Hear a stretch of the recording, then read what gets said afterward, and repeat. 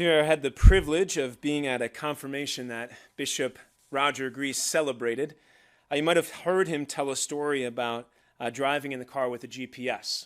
I had just come out, and I think he was giving his mom a ride. I'm probably getting some details wrong, and the GPS chirps up with directions, and his mom asks him what woman is telling him where to go.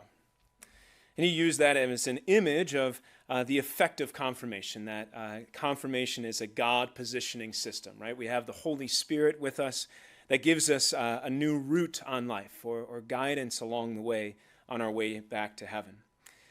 In my adult life, I have almost always driven with a GPS. I'm not sure that there were more than 2 years maybe that there wasn't a GPS in my car, and I've gotten very accustomed to beginning a trip without even knowing anything about how to get there, and then along the way plugging in the address and just hoping that Google Maps or Waze or Apple Maps will get me to where I need to be. Very recently, though, I decided to stop using my GPS. And so I look at some directions before time. I'm looking at the map, and then I try my best to remember where I'm supposed to be going. And some of this is just so that I get to know the city a little better, so I have a better sense of direction. And inevitably, because I'm not using a GPS anymore, I get lost on a pretty regular basis. Make wrong turns, end up in neighborhoods that I didn't anticipate being in.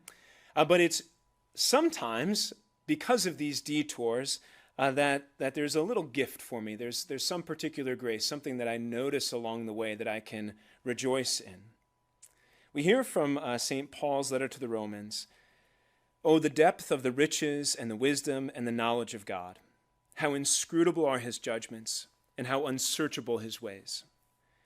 So frequently in my own prayer life, I want God just to tell me the most efficient way of getting to heaven, or of doing whatever it is he wants me to do that day.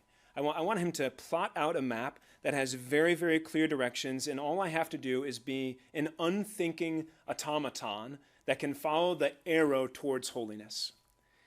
This isn't how the Father works. How inscrutable are his judgments, and how unsearchable are his ways. We all know the destination, but the path to holiness is far more like driving without a GPS. That we make some wrong turns, we take some detours, but the gift is that even along those detours, there are riches and wisdom and knowledge awaiting us. We don't always understand why God allows certain things to happen in our lives, why he might have chosen a particular suffering for us, why he might have allowed a close relative to pass away early on, or why a relationship was never healed, or why we found ourselves in a particular situation that seemed life-changing and world-ending. And it's not always for us to know in this life why. Because the judgments of God are inscrutable, and his ways are unsearchable. But it is ours to enjoy the path towards heaven, to recognize that in our weakness, in our imperfection, we're going to take a few detours along the way to heaven. But even along those detours, there is riches and wisdom and knowledge. And if we trust that, our hearts are set on heaven and on following through on our relationship with the Lord, even when the Lord allows certain things and certain detours and certain sufferings in our life, we'll end up right in his heart forever.